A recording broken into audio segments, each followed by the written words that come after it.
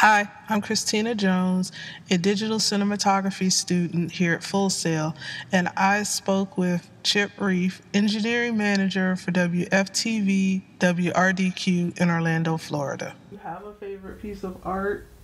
I don't have a single piece of art that I think is that, as a matter of fact, is interesting. Listen, my style, if I had to pick one, it would probably be Monet painting. And the reason would be is that I love the idea, well, I love two things about what he was doing.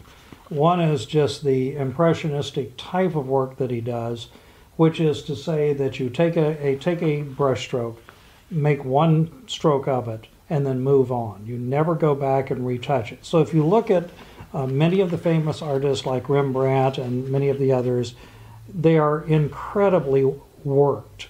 So every single brushstroke is gone over and over and over and over again until it's just absolutely perfect. That was not what the Impressionists were about. Their idea was to lay down one stroke, never go back, move on to another stroke. And from that, you gain an image that is fresher than the other. Okay. How has my knowledge of famous artwork influenced my creative process? That's a little harder for me to nail down to one person. So I picked three of them. Just Monet's Vermeer. You may not be familiar with him. He's a Dutch painter. Really understood light more than anybody. So when you look at that, there's not much question about where that light is coming from or how it's coming in, and yet it's painted elegantly. Not many painters do that. Go look at Rembrandt's, go look at others, and you'll find that they have a very flat light about them, typically.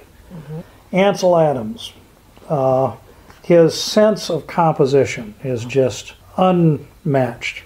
And also Annie Leibovitz, just because of her ability to capture a moment in time. I thought she was brilliant at that. Her portraits. Have you ever, Milk in a Bathtub? I just think it's brilliant.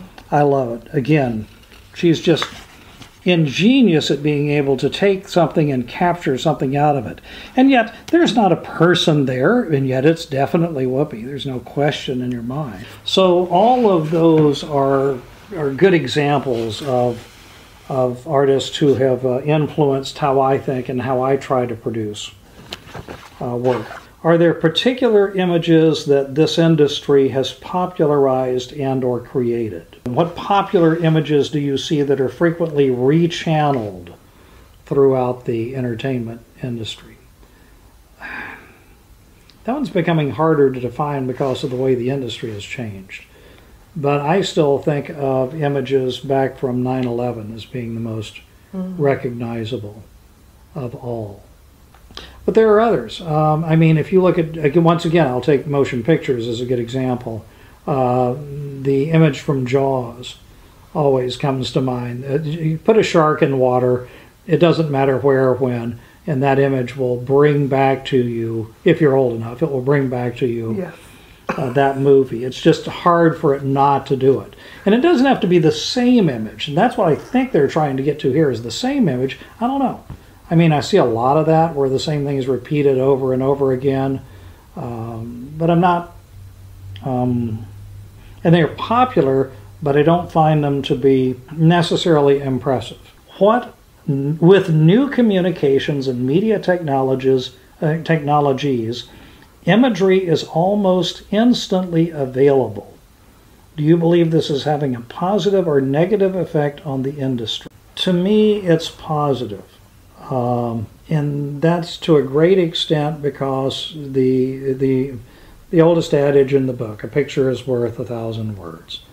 And so when you saw those images of the prisoners at Guantanamo Bay, they were such striking images that then got thrown over everything that you knew what had happened because you could see it. Nowadays, what is the role of the artist, or let's say, for instance, the painter?